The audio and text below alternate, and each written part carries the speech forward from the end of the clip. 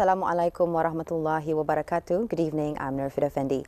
Tonight in Primetime Asia, the new UN sanctions on North Korea are out and they're going to pinch Pyongyang hard. Russia has voiced deep concern and urged restraint after North Korean leader Kim Jong-un ordered that his country's nuclear arsenal be readied for preemptive use at any time.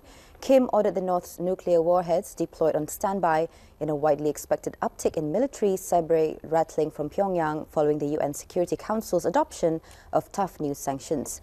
China, a key broker in the North Korea denuclearization puzzle, wants the US and North Korea to sit down for peace talks to formally end the Korean War. China has also agreed with South Korea that it was important to fully enforce proposed new UN sanctions against North Korea for its latest nuclear test. On other topics, China plans to start the construction of its space station around 2020, and tonight we look into some preparations on the launching of cargo spacecraft to assemble the space station. Pakistan has been urged to resolve the status of more than 2.5 million Afghan refugees living in that country. Katin Knox with the details.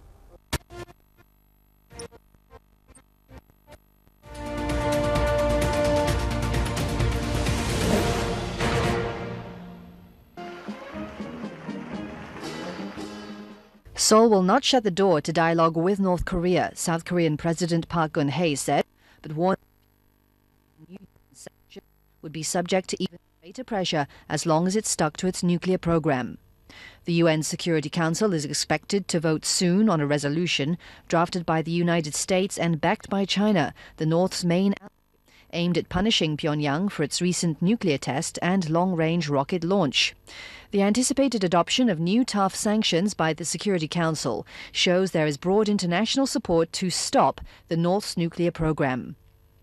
Park did not make a proposal for fresh dialogue with the North, which took place in August last year, when the two sides agreed to make efforts to improve ties.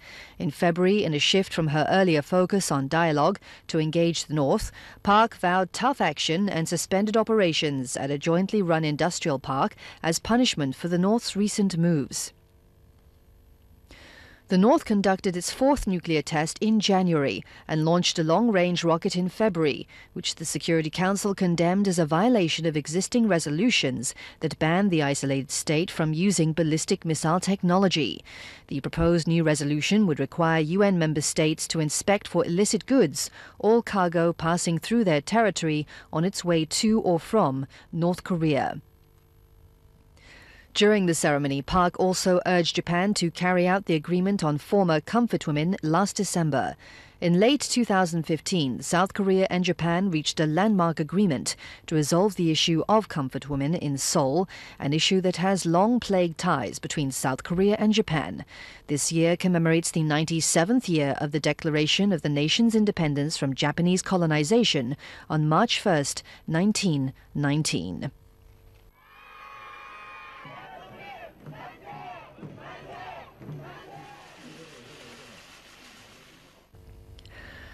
China has agreed with South Korea that it was important to fully enforce proposed new UN sanctions against North Korea for its latest nuclear test and make it realize it had no choice but to change. After nearly 2 months of negotiations between Washington and Beijing, China agreed to a US proposal that would dramatically tighten existing restrictions on North Korea after its January 6 nuclear test and recent rocket launch. But the burden of enforcing new UN sanctions on Pyongyang was seen to be falling mainly on China, which wants to punish its ally for nuclear violations without squeezing it to the point of crisis. China agreed that the North must be made to realize that there can be no way out into the international community by pursuing nuclear development. The draft UN resolution would require UN member states to conduct mandatory inspections of all cargo passing through their territory to or from North Korea and bans all gold exports as well as exports of coal if proceeds fund the North's weapons programs. China, which defended North Korea in the 1950-53 Korean War, is Pyongyang's closest ally and largest trading partner. While it has become increasingly critical of the North's nuclear and missiles programs, it prizes stability on the Korean peninsula. North Korea has been under UN sanctions since 2006 because of its multiple nuclear tests and rocket launches.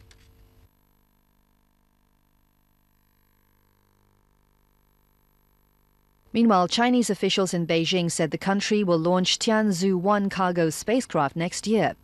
The Tianzhu-1 will be made to dock with Tiangong-2, China's second orbiting space lab, to be sent in the third quarter of this year. Deputy Director of China Manned Space Engineering Office, Mr. Wu Ping, said the CZ-7 carrier rocket undergoes fly test and check. It will be used to transport the Tianzhu-1 cargo spacecraft to dock with the Tiangong-2 to test the key technologies of space station construction and operation of transporting cargo and replenishing propellants in orbit. China plans to start the construction of its space station around 2020. The construction will be completed with several space flights, including launches and many times of docking. In the future, construction and operation of space stations, the cargo spacecraft will bear important tasks, including replenishing cargo and propellants. China launched its first space lab, Tiangong-1, in September 2011 and has conducted 2 dockings with the module in the following 2 years. The Tiangong-1 has been in service for 4.5 years and is in good working condition.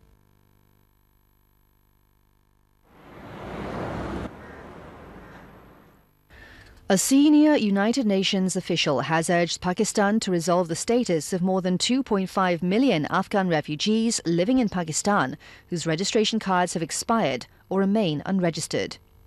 While Europe has grappled with the exodus of people from Syria, Iraq and Afghanistan, Pakistan hosts the world's largest long-term refugee population, most of whom are Afghans who have fled more than 3 decades of war.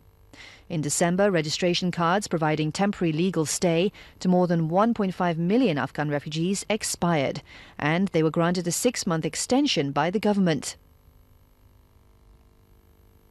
UNHCR Assistant High Commissioner George Okoth-Obo said his agency was engaged in continuing discussions with the Pakistani government to resolve the population's uncertain situation. Many Afghans residing in Pakistan have been living in the country for decades and contribute significantly to the country's labour force. Since 2009, international donors have poured more than $30 million into improving basic services in Khyber Pakhtunkhwa communities that have hosted their neighbours for decades. With security in Afghanistan deteriorating over the past year, many of the Afghans living in the Kalabat area have no interest in going home anytime soon.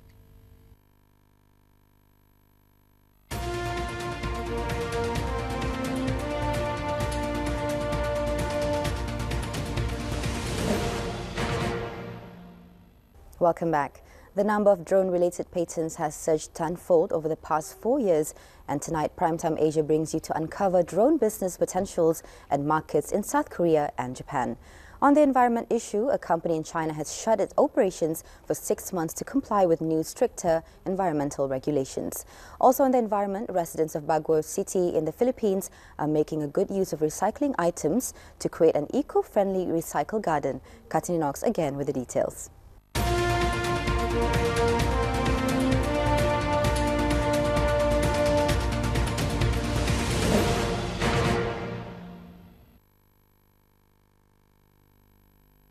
Competition is heating up in the drone market, which is widely regarded as a next-generation industry. The number of drone-related patents has surged tenfold over the past 4 years. From drones that have 3-meter-long wings made of solar panels that can power themselves for 3 straight months, to drones that can take off as helicopters but later fold their wings to transform into aeroplanes, drone technologies continue to evolve by the day.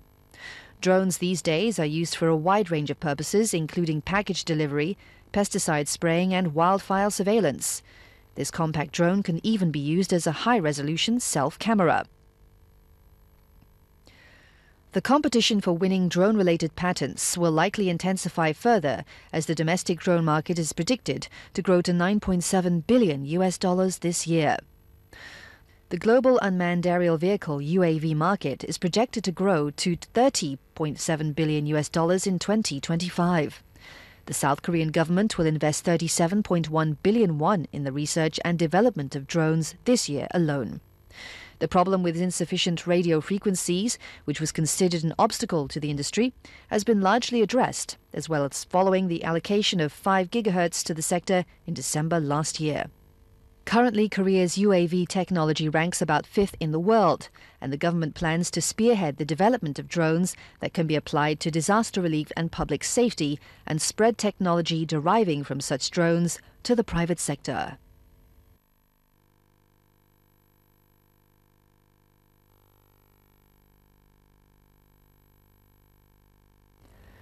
Meanwhile, Korea Aerospace Research Institute's interest in medium-sized unmanned aerial vehicles, or UAVs, is running high, alongside the explosive popularity of drones. The government has decided to nurture the unmanned aerial vehicle industry in order to get a head start in the global market. This is a tilt-rotor unmanned aerial vehicle, which is capable of vertical takeoff and landing without an airstrip. Korea became the second nation in the world to develop the aircraft, which is twice as fast as a helicopter, following the US. The global market is growing by 11% each year and is expected to reach $12.9 billion by 2023. In order to foster the industry, the government plans to increase investment in developing core technologies and expand exclusive frequencies and test sites for unmanned aerial vehicles. A state-funded aviation research institute has unveiled an unmanned tilt-rotor aircraft, making Korea one of the world's few countries having the technology of vertical takeoff and landing planes using helicopter-like rotors at the wingtips. Currently, only a couple of countries, including the United States, Israel and the United Kingdom, have the tilt-rotor technology or are proceeding with those kinds of programs. The UAV is to be used both for military and civil purposes, such as traffic controls and the prevention of forest fires, as well as weather and environmental surveys. Mass production is expected to begin in less than 3 years after more test trials on collision detection systems and flight speed are completed this month.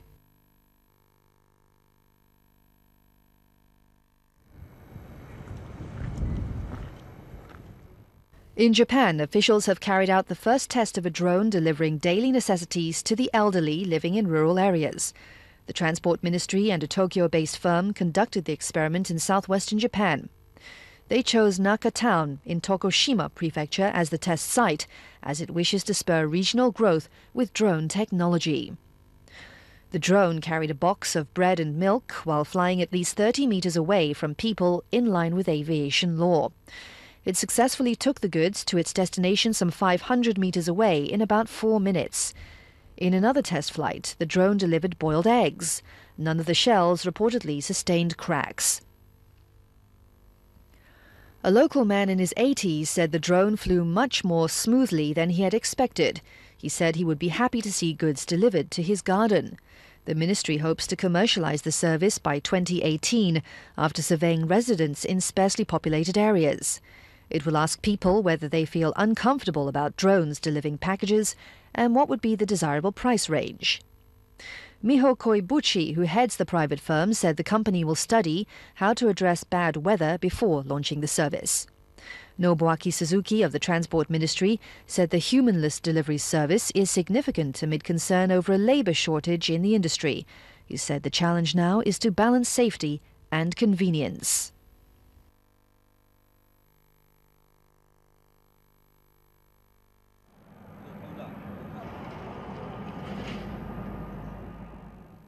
Living in the shadow of the Huasheng Jiangquan factory, residents of Yaowangya village say the emissions belched out by the steel, aluminium and ceramics producer next door have polluted the air and drinking water.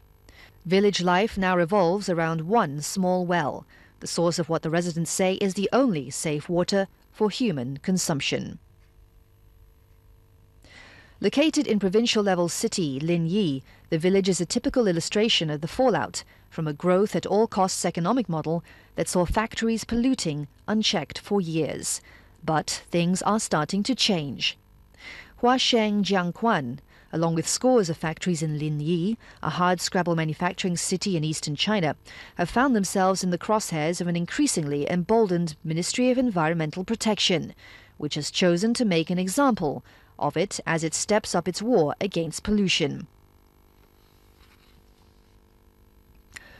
Following the crackdown which began around March 2015, Huasheng Jiangquan shut its operations for 6 months and spent around $15 million to comply with new stricter environmental regulations. Elsewhere in Linyi, factories have been told to display emissions information at their gates, and like Huasheng Jiangquan, those found to be churning out unacceptable levels have been ordered to install ventilation and filtration systems if they want to remain in operation. The new environmental measures have brought nothing but pain. Local media reports estimate that as many as 60,000 workers have lost their jobs as a result of factory closures ordered by the MEP. The factories are free to reopen once they have installed the necessary environmental protection measures, but as the economy slows, many struggling firms have simply left the market. Linyi's economic growth slowed to 7.1% in 2015 when the crackdown began from 10.4% in the previous year, the city's statistics show. However, its levels of PM 2.5, a measure of dangerous tiny pollutants, fell 17.4% last year, according to data from Linyi's Environmental Bureau.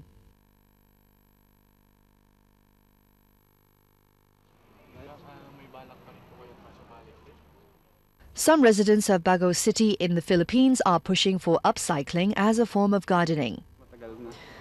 Upcycling is the use of old things like shoes, tires, bicycles in the garden. Plants or flowers are then planted on them. They say this is a better way of gardening as it minimizes waste. Instead of throwing away your things, they can be used to create beautiful gardens. They also advocate for vertical gardening for people who don't have much space. This is part of Bago City's annual Panang Benga Flower Festival.